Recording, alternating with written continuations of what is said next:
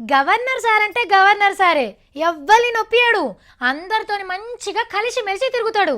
పొత్తుల గవర్నర్ అన్నట్టే గాని ఇద్దరు సీఎంలకు జాన్ చిగురి దోస్తు లెక్క మెదులుతాడు. మన సీఎం సార్తోని ఏ సార్ నా మనిషి అనిపించుకుంటాడు.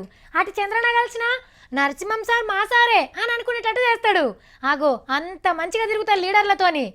మొన్న మనం చూడలేదా, ఇంటికి అందరిని విలువనంపుకొని ఎన్నడూ మాట్లాడిన వాళ్ళతోని కూడా చేతుల చేపించి మాట్లాడిపించిండు. ఇలా మళ్ళీ విజయవాడ పోయిండు, స్వకార్యం స్వామి కార్యం మీద. జర్రంత ఆల్చమైన రెండు తెలుగు రాష్ట్రాల పెద్ద భక్తుడు పుష్కరాలల్లో మునిగిండు. ఇంటామెను తీసుకొని పోయి విజయవాడల కృష్ణా పుష్కరాలల్లో స్నానం చేసిండు గవర్నర్ నరసింహం సారు.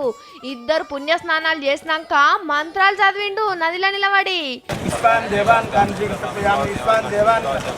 అయ్యవారి కంటే నరసింహం సారే ఈ స్పీడ్ గా మంత్రాలు చదువుతాండు.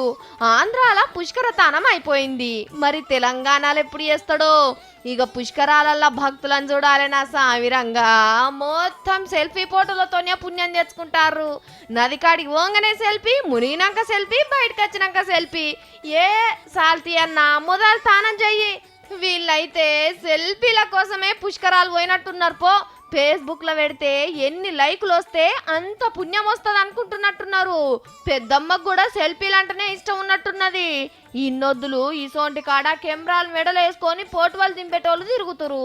మళ్ళా 12 ఏళ్ళ కోపారా చెటి ఆయే. దిగుండ్రి దిగుండ్రి.